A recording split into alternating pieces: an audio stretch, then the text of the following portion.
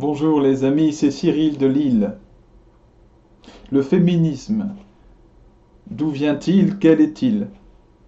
Pour continuer sur le thème commencé hier, avec la vidéo Femmes, soyez soumises à vos maris, eh bien, comme je le disais, il est évident de constater qu'aujourd'hui, cette parole est pour le moins scandaleuse aux oreilles de beaucoup, et puis qu'elle est évidemment très peu respectée. Saint Paul dit même qu'une femme ne peut pas avoir d'autorité sur un homme à d'autres moments. Il explique aussi que l'homme prime sur la femme dans le sens de la création, c'est-à-dire que l'homme a été créé en premier, comme nous l'enseigne la Genèse, et l'homme a été créé, la femme plutôt, a été créée pour l'homme. Eh bien, le féminisme, c'est la négation tout simplement de ce principe. Pourquoi est-ce que le féminisme est un péché? Eh bien parce que le féminisme tend à faire de la femme du moins l'égale de l'homme, et évidemment, de manière plus subtile, son dominant. Puisque lorsqu'on cherche à être égal à quelqu'un, qu'on cherche à être le même que quelqu'un qui est par nature différent, eh bien on entre dans un rapport de compétitivité, parce que tous ne peuvent pas occuper les mêmes places. Le féminisme, c'est la volonté de nier l'autorité naturelle de l'homme sur la femme dans la création, comme s'il s'agissait de quelque chose de scandaleux, comme si être quelqu'un de noble et de grand, c'était pouvoir exercer une autorité. Voilà. D'où vient ce péché, de manière générale, du manque de foi qui caractérise nos sociétés actuelles, occidentales, et en particulier en France, où nous avons un très grand nombre d'athées. En effet, lorsque l'homme perd sa foi, l'homme masculin, eh bien il se met à placer en premier sa femme. Il se met à l'adorer. Ce qui est un péché en soi, puisque chaque femme a des défauts, est capable de pécher comme chaque homme.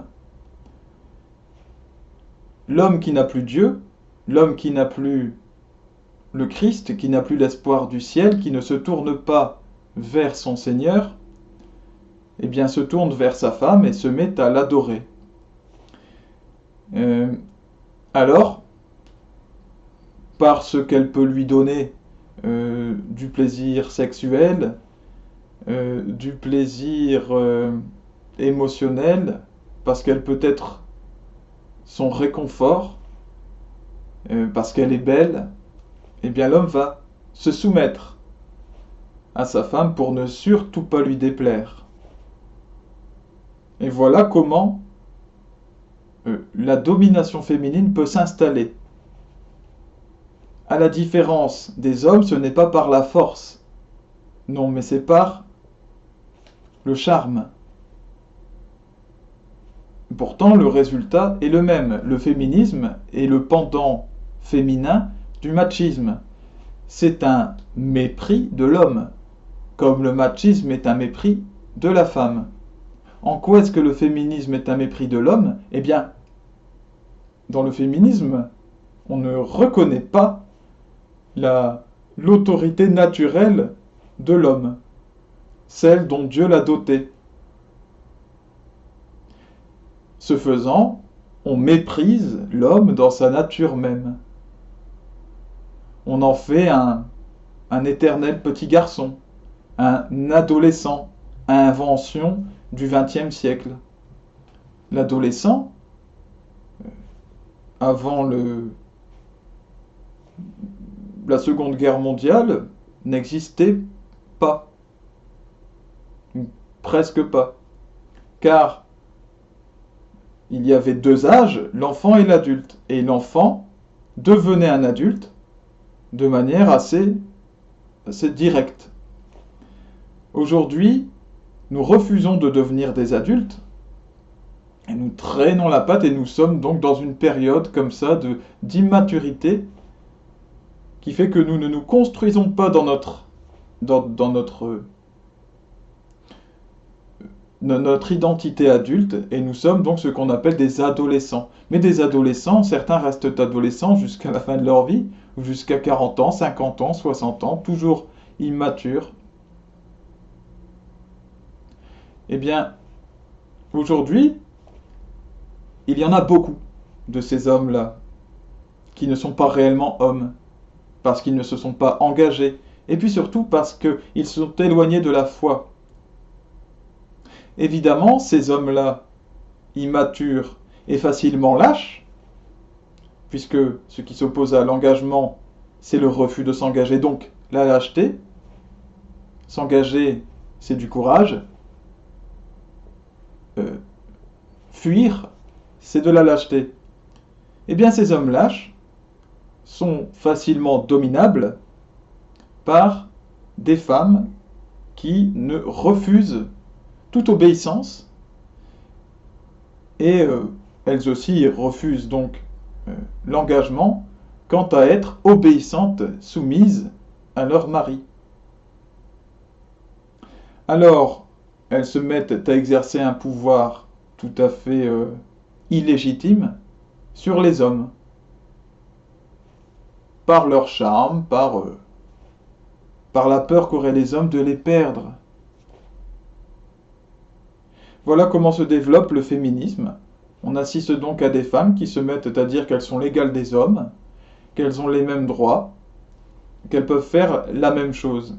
Évidemment, le féminisme est destructeur d'une famille, puisque le propre d'une famille, c'est d'être fondée par un couple, donc par deux personnes de sexe différents. Car pour fonder un couple, il faut s'accoupler, pouvoir s'accoupler physiquement et psychologiquement. Deux personnes de même sexe ne peuvent s'accoupler. Elles s'additionnent. Mais l'homme et la femme s'accouplent. Et par nature, ce qui peut s'accoupler est différent. Les deux parties du couple sont forcément différentes puisque complémentaires. Et pour cela, il faut accepter nos différences, accepter les points sur lesquels nous ne sommes pas faits pour agir, et ceux sur lesquels nous devons agir. Ainsi, l'homme doit accepter sa nature propre au courage et à l'engagement, à faire face à l'adversité, au monde extérieur, et la femme doit être tout à fait en corrélation avec sa nature accueillante, sa nature douce et obéissante. Si ces deux pendants ne sont pas respectés, si l'un veut prendre la place de l'autre, l'autre veut prendre la place de l'un, le couple n'est pas un couple fonctionnel. Il y a division, il y a séparation, divorce, dispute, etc. Toutes les œuvres que nous voyons aujourd'hui dans le monde. Et puis des enfants qui grandissent tant bien que mal dans cet univers. Et puis on se met à dire finalement, quand nous voyons ce genre de choses, pourquoi pas des couples homosexuels, puisque eux, les couples hétérosexuels se disputent. Alors, mais c'est un autre débat. Le féminisme est une maladie de notre époque, qui est donc le fruit du manque de foi. À bientôt mes amis pour une autre vidéo sur le même thème. Que Dieu vous bénisse par Jésus-Christ.